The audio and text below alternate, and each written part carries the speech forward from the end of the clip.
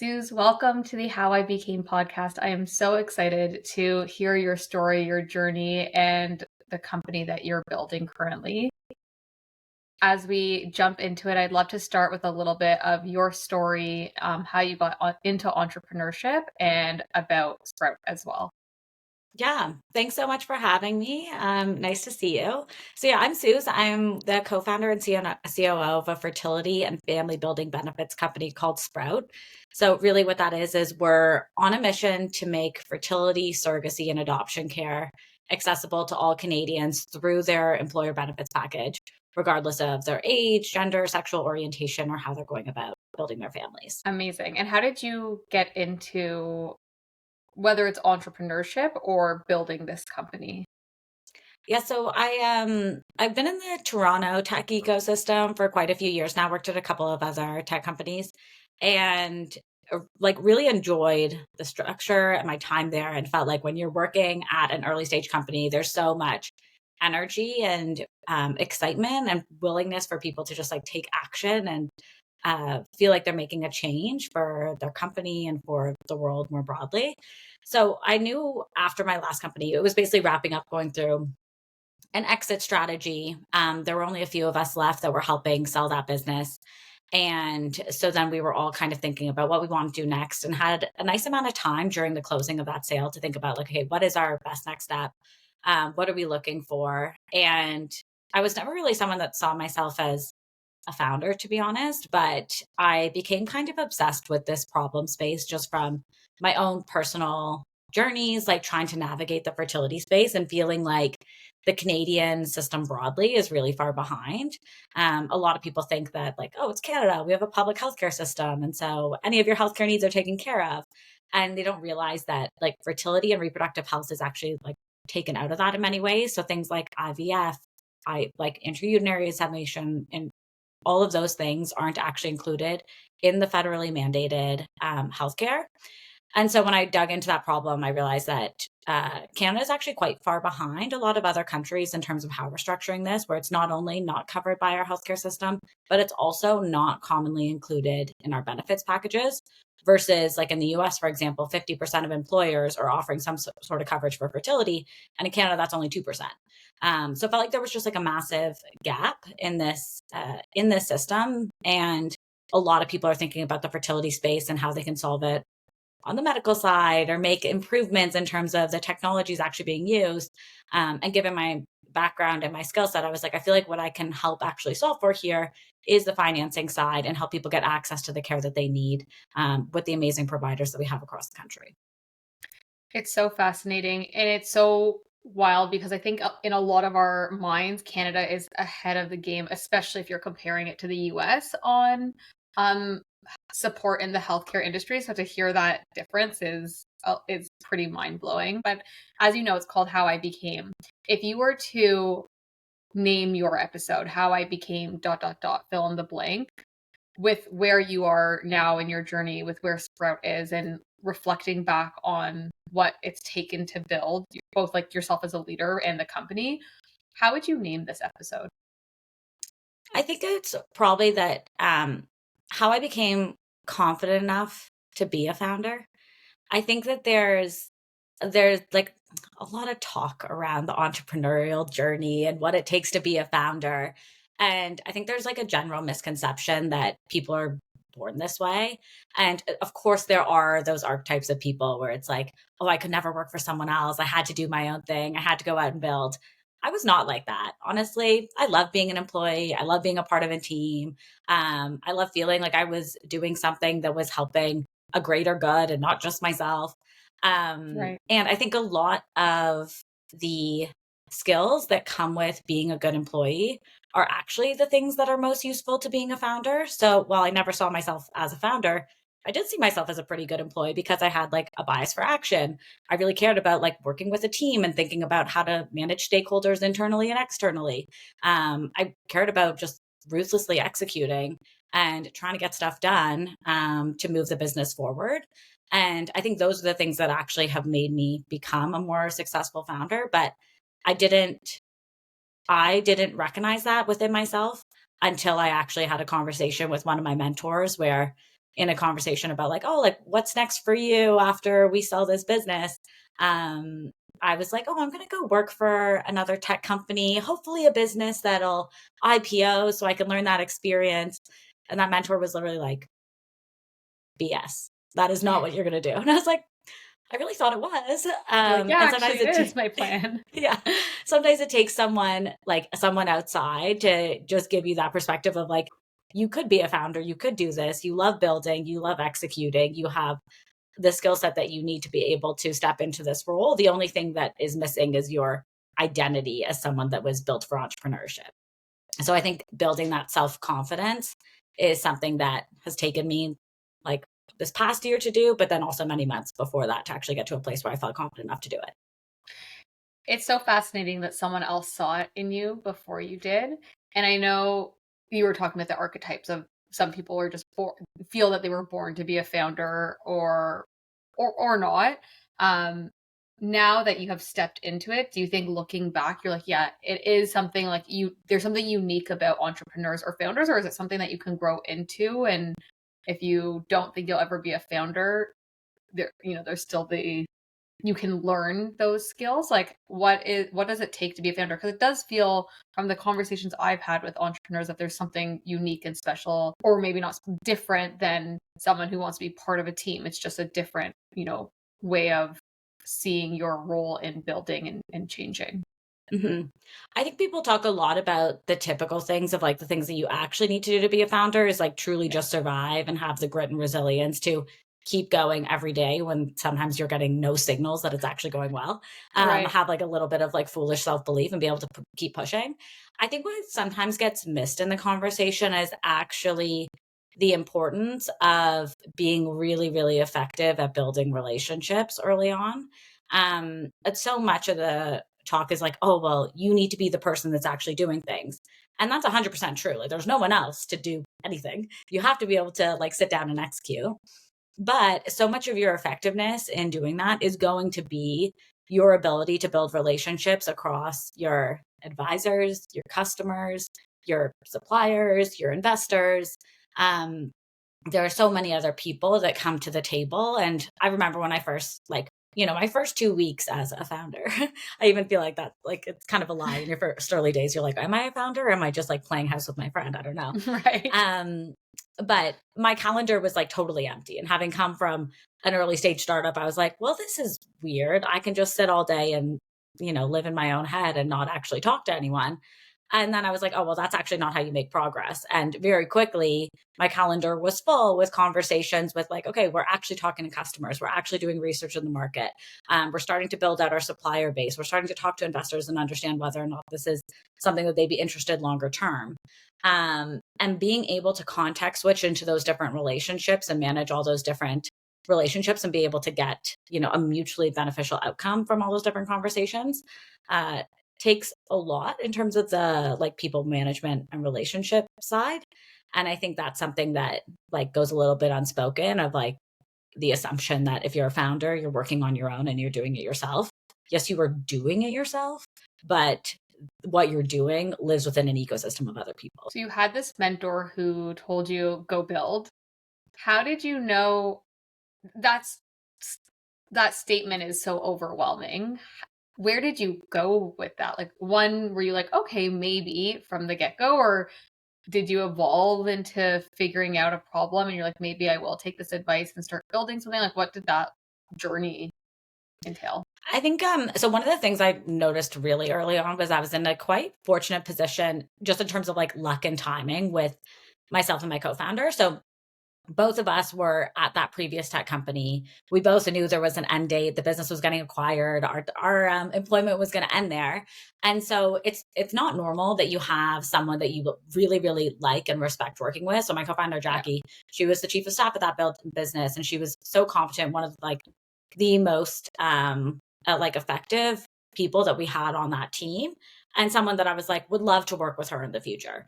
And so for both of us to have an expiry date on our current role, Yeah. that and recognizing that we needed to take a next step. And at the same time, we'd spent so much time just casually discussing the fertility space and all the breakdowns in the systems. And we were off going, doing our own research into the industry, trying to understand where the problems were, trying to understand how to solve it.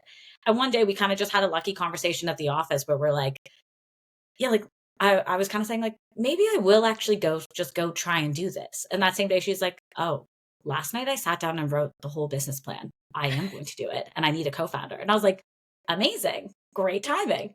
Um, Wow, what so it was, serendipity. yeah, exactly. It was like very, very lucky. Like I don't like there are so many hard decisions you have to make when you're making the choice to go out on your own.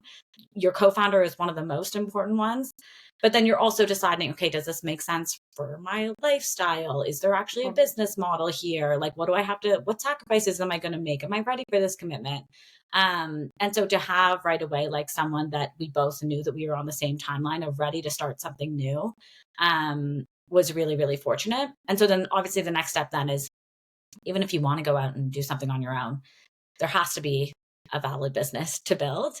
So then we went and basically did the work to really understand the industry in more depth and understand whether or not we could actually bring a solution to the table that would make a difference within this ecosystem. And for our business specifically, there's really like three stakeholder groups that we had to get buy-in from. So we are a benefits provider, right? So we work with employers to offer benefits to employees. And then we bring in the service providers like fertility clinics, family lawyers, et cetera, to provide the actual care to those employee members. So we needed each of those three groups, like the service providers, like fertility clinics, family lawyers, et cetera, the employer who's actually going to pay for the benefit, and then the employee who's going through a journey and likely needs support, needed to validate that each of them would actually have a demand for care. And the other thing that we wanted to know was that we weren't just adding more complexity to an already complicated system. Like this is already something that when people say or try to navigate it, it's really, really difficult. Yeah. And we wanted to make sure that if we stepped in, that we were actually building some alignment between those three groups. It wasn't just that we were adding another layer or another middle person that was going to add more complexity and not actually solve the problem. How did you validate that in the beginning? Was it conversations with all three parties? Was it focusing mostly on the consumer side or the employee side or the service provider? Like who did you kind of have to convince first to figure out if the value was there? Yeah, so it was a lot of conversations, just so much chatting. So as I said, like the whole relationship building thing really matters because you're sending out these cold emails and just hoping people reply. And then when you do have a conversation with them, trying to make sure that you're actually having like a valid conversation where you're not leading the witness. So on the employee side, I feel like that was the easiest checkpoint because we'd spoken with so many people that had been like, the fertility and family building space sucks in Canada. It's also expensive. It's so stressful. It took so much time out of my life and my Yeah. day, and added such an emotional burden. So after quite a few conversations with different demographics like men, women, queer, straight, we learned quickly that this was definitely something that as an individual or a couple, people were facing these challenges. So then the next group was the employers, where we tried to validate, like, is there actually willingness to pay here? And that one was actually surprisingly quite positive, where despite the fact that there was a lack of education in the space when we first started having these conversations, when we clarified for employers, like, yes, you have fertility coverage, for example, but that's only fertility drug coverage, which isn't useful to the person that's pursuing surrogacy, for example. It was those unlocks that really helped the employer understand, like, oh, I thought I was doing this. I kind of thought I had checked the box on fertility because I added it to the insurance plan a couple of years ago. And after having more like thoughtful conversations, quite quickly HR teams were like, "Oh, I want to do this well, Right. and I'd be willing to pay more if it's actually going to have a real impact instead of an benefits offering that no one can even actually use." So that was the second group, and then the last group was there's a lot of conversation around the industry around like wait lists for fertility clinics, and there's a shortage of supply, and that was something that we had to like debunk. Where because in reality, there isn't actually a shortage of supply in major metros in Canada. So, like Toronto and Vancouver, there's tons of clinics. The rest of the rural regions, it's a bit of a different story because clinics are located in urban hubs, but most rural areas don't actually have access. But within the urban hubs, there actually is demand from clinics to have patients if those patients are like really prepared to actually take the next step. So the issue right now is that because there isn't much education broadly around reproductive health, if someone's dealing with challenges, they'll show up at a fertility clinic and then learn, okay, it's going to cost me $20 to $60,000 to go through Right. multiple cycles. And this isn't something that my benefits cover, and it's going to take 6 to 12 months. And all of those things they're learning for the first time using doctor's time. And so the providers were actually really interested in working with us if we could bring them people that were truly qualified and that they had the education and the financial resources to get started, rather than churning out at the very beginning of the process. So fascinating. And that's even like an interesting component of it as well.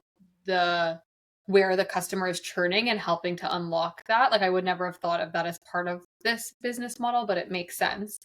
Yeah, it's What? kind of interesting in this space. Like we hate using the word funnel when it comes to Hmm. fertility patients, but truly, like that's what the clinics are dealing with. They're dealing with a funnel of they have patients Right. come in, they're spending money to acquire those patients. Like you probably are get like once you're in the ecosystem, you'll start to get a lot of Instagram ads. So they're spending the money to get people through the door, but then if they're then spending time to acquire them, doctors time to do an early diagnosis, only to have that patient not be able to take the next step, they're going to churn and it's going to cause massive issue in their economics.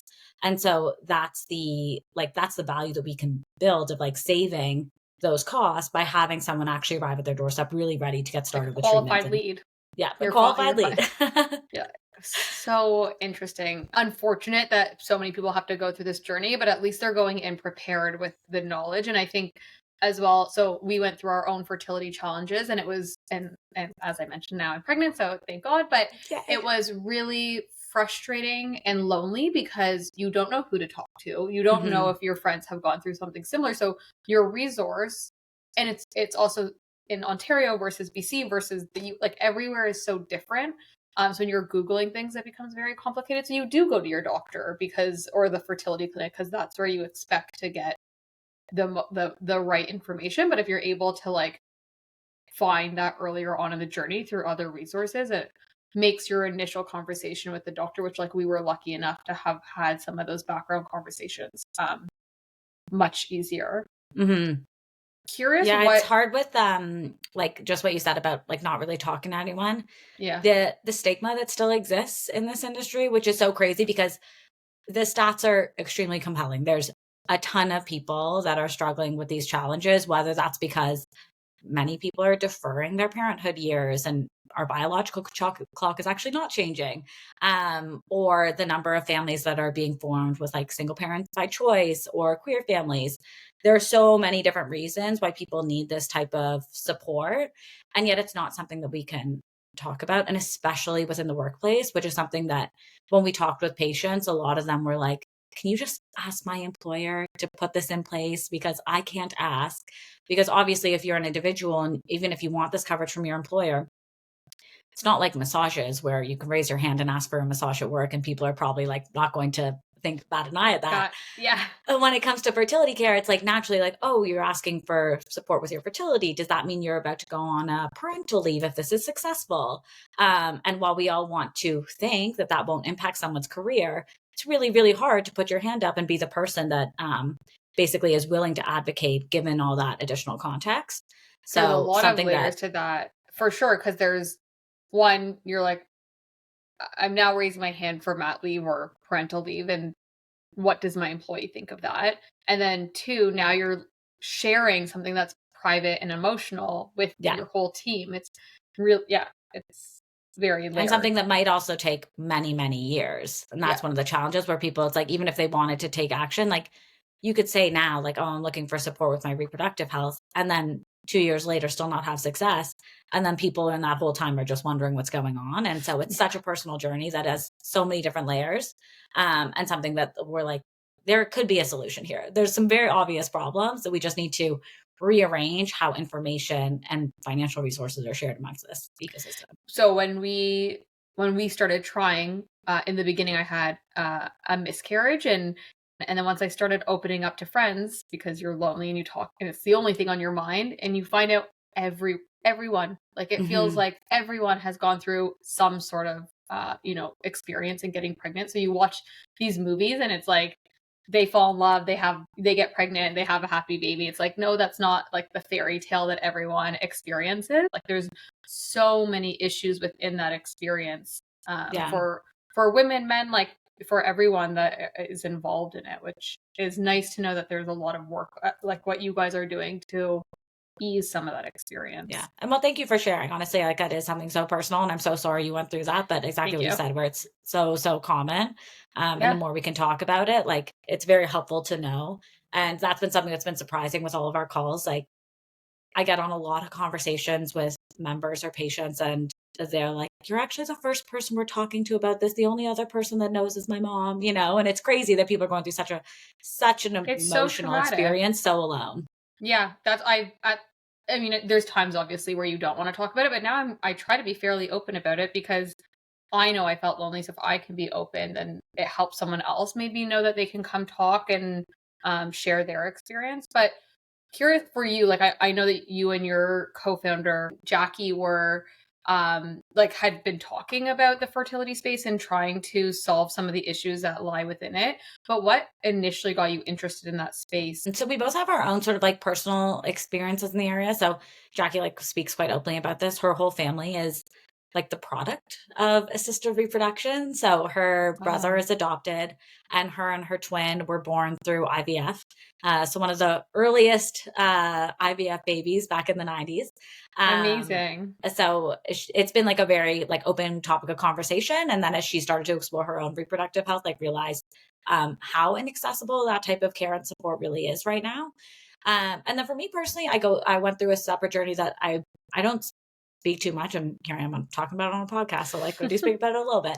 But I actually had an abortion 2 years ago that really had a significant impact on my mental health, where it was like an unplanned pregnancy, and I was recently married, had a house. I was like, I could do this, but then chose to terminate. And then quite quickly after decided to terminate the pregnancy, had a serious like mental health spiral where I was like, Right. what was I thinking? This is not easy for people. So many people struggle to get pregnant. And the fact that despite the fact that I have the things in place that I could have carried on with this pregnancy, I just terminated. Like, what a dumb decision. Um, and so being the pretty like type A person that I am, I was like, I can't just sit in these bad feelings forever. So that led me to a lot of like research into like how can I get a little bit of confidence that I didn't just make the worst decision of my life. And so part of that was going and actually getting my fertility tested, doing like a full workup, and the results came back where it's like, you're fine, pretty normal for your age. You probably don't have to worry about it. And that lifted like such a significant weight off my shoulders that well, I kind of know I was carrying it around, but I didn't realize how much mental Mm. space it was taking of like worried about what the future would hold if I later couldn't have kids.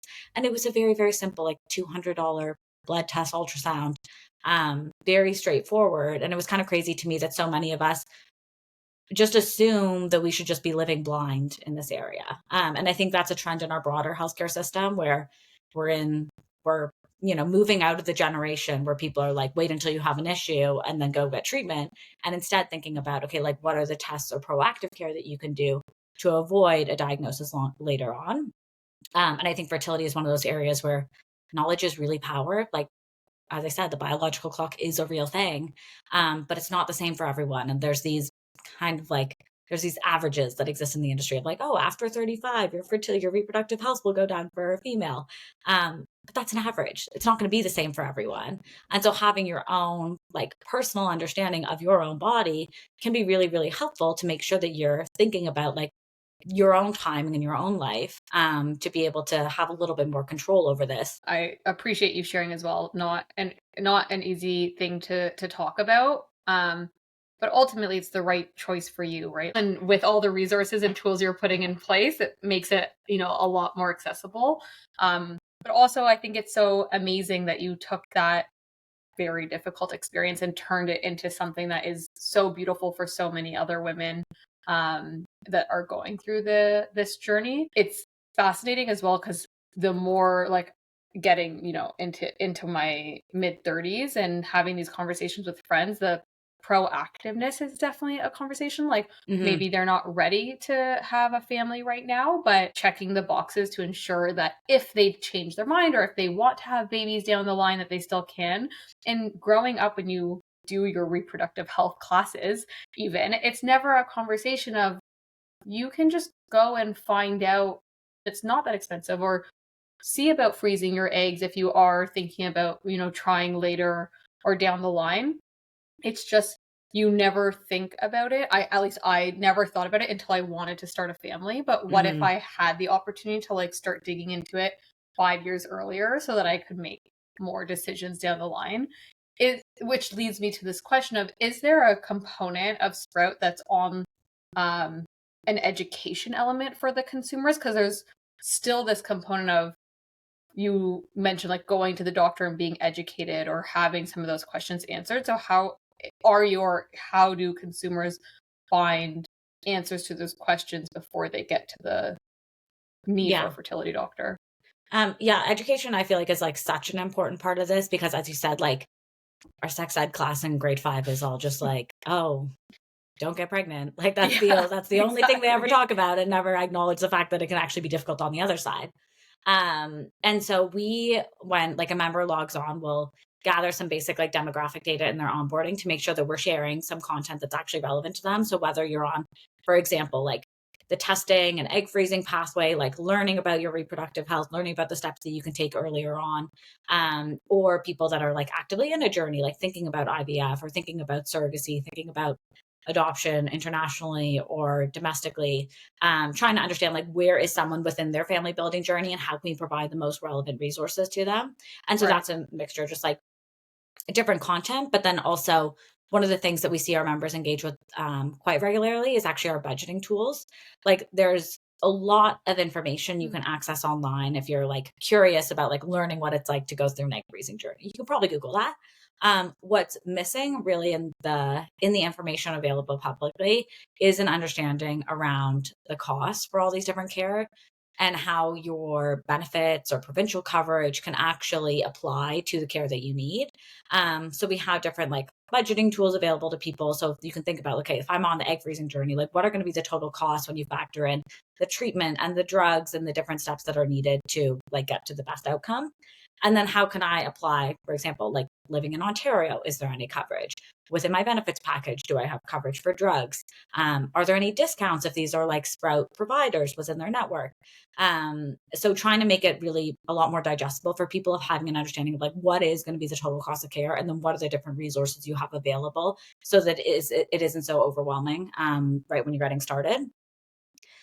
So we try and make sure people understand like, okay, like in terms of you as an individual, like what is the care and what are the things you should be thinking about? And then how do you actually make sure you're prepared for that on a financial side? And then at that point, people are normally ready to like think about taking next steps. And then we'll connect them with the providers that make the most sense for their personal journey. We're seeing a lot of people in that, what we call our proactive care stream. I think there's been a Mhm. lot of kind of buzzy conversation around like egg freezing broadly. And that honestly, I think has started out of the US where they offer these benefits. They offered coverage for freezing much earlier on, like about 5 years ago. We have like a love hate relationship with the whole topic of egg freezing because, on the one hand, like totally support women and men, like sperm freezing is available too. Like Oh, thinking about, wow. I didn't know that. yeah, Fascinating. it's a hot topic for there's actually a business out there that I'll give them a quick plug called Legacy that is Okay. all about, which is amazing branding. Calling it Legacy, I'm like, great. Yeah. But they basically do like at home sperm freezing kits to make it really easy for men, like on the idea that it's like you never know when you're going to have like a health issue or an accident or something come up. So protect your legacy while you can. Um, Genius. It is genius. They it's have a great strong branding. marketing team. Exactly. But then, yeah, so we actually are speaking with so many members that are in that proactive care stream, which is really, really nice to see. And it's women and men that are like in their 20s that are like, oh, I Yeah. had an older sibling go through a fertility journey. It looked really, really painful. I don't want to do that. What can I do now? And so, what we always encourage is like, okay, go and do the testing, spend a couple of $100, understand where you are in terms of your reproductive health care and then track that over a couple of years. And if you start to see a decline, absolutely take some action. Maybe you're ready to conceive, maybe it's thinking about preserving your reproductive health, whatever it is, but really think about like, hey, what is your own measurements over time? And if it's declining, take a move. But if it's Yeah. stable year over year, then maybe you don't need to spend the like $15,000 to go through that procedure. Curious about the men side of things, and curious if there's stats that have kind of shocked you throughout this process, and maybe like men being interested in this space more than you would have thought, or maybe the average person would have thought, because I am going in with the assumption there's zero interest on the men's side. But curious if like there's any stats that have been like fascinating to you there, or just, other statistics in general that you've been like, oh, I didn't really like think of this. Yeah, so that's actually been, I think, one of the most exciting outcomes of like now that we're actually launched in market and have like our active member base, we're seeing 44% of our active members are actually male, which is a lot more than we expected. To be honest, like we were kind of expecting we would launch and we would fall into that basket of women's health, and maybe a couple of men would sign on with their female partners if they're going through the journey together.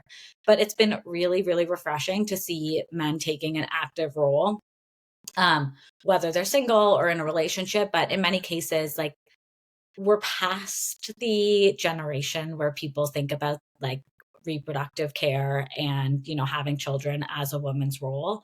Men are taking Right. active roles as parents, obviously. And that starts earlier on. That starts with the fertility journey.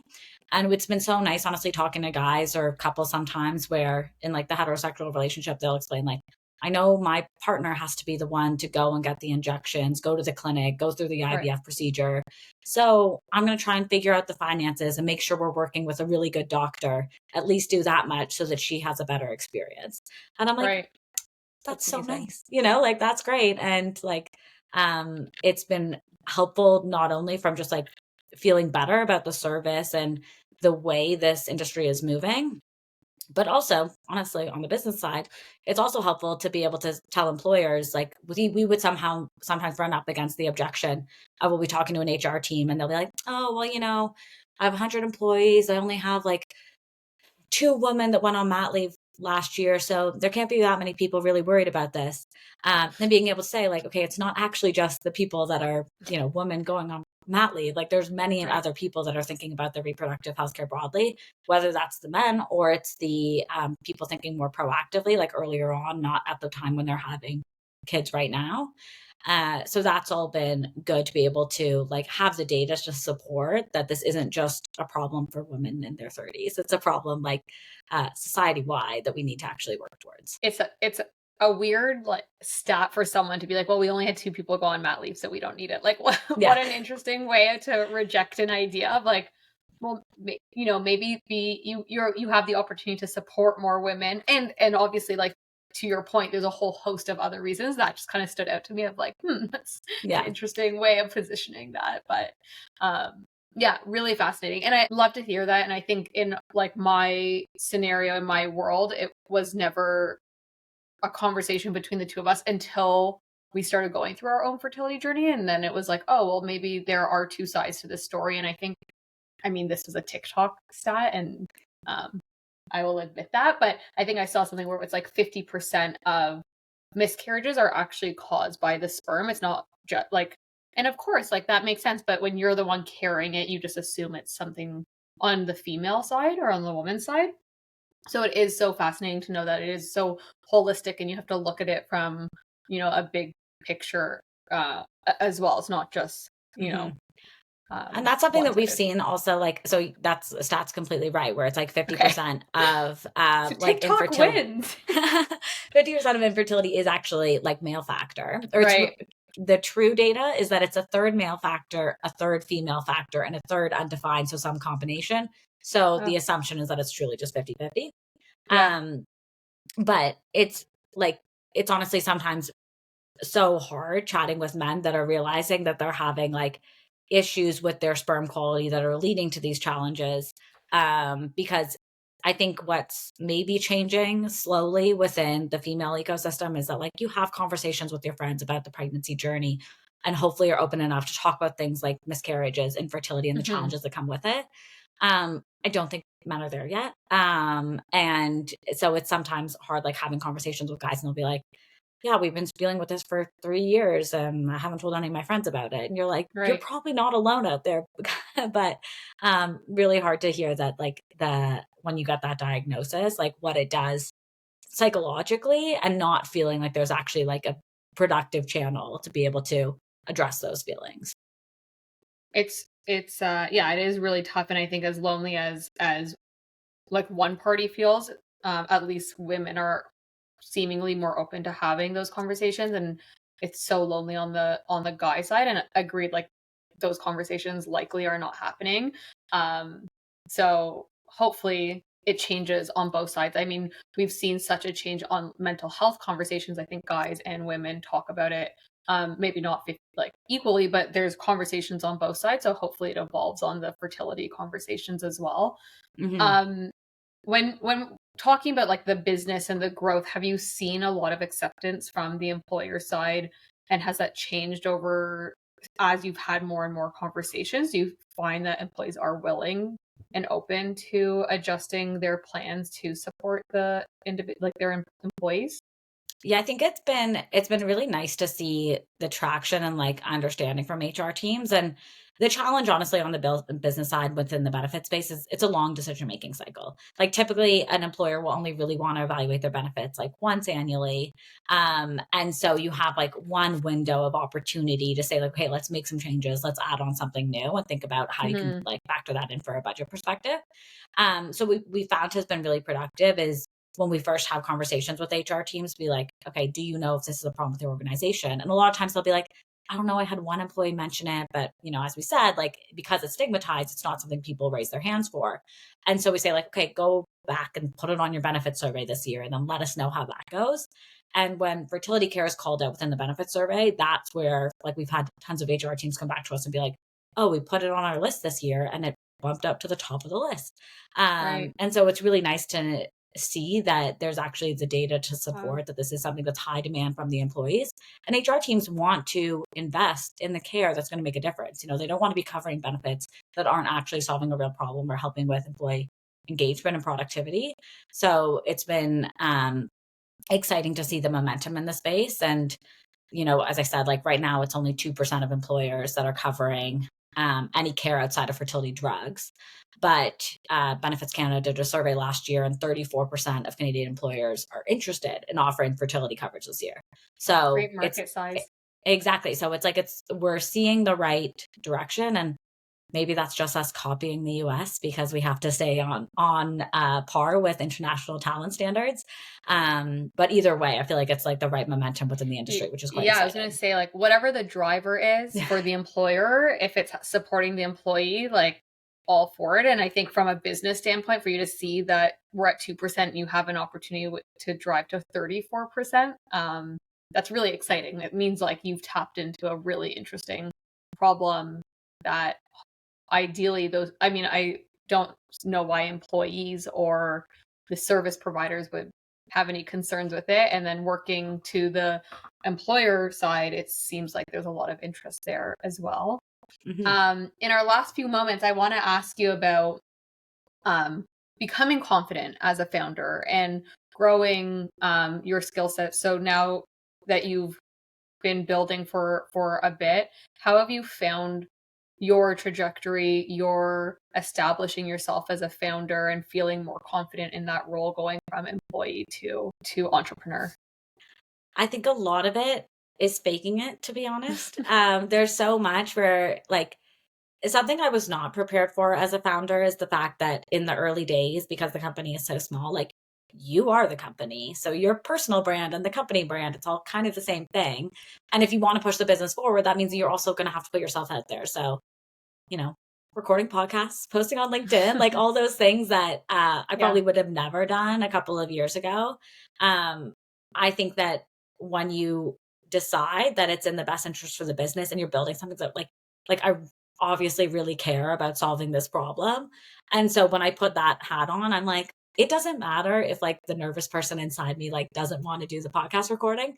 I know that it's gonna hopefully open up a conversation that will push this industry forward. And that's what I really care about. Yeah. So just fake it and decide that you're gonna have fun doing it. Exactly.